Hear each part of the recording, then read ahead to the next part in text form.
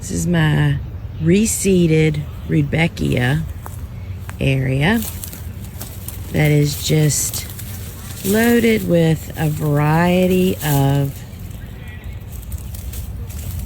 pollinators. Look at that little guy right there.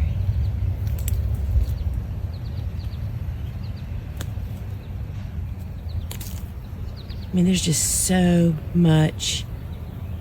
I mean, this is like a native bee mecca, but there's other guys in here too.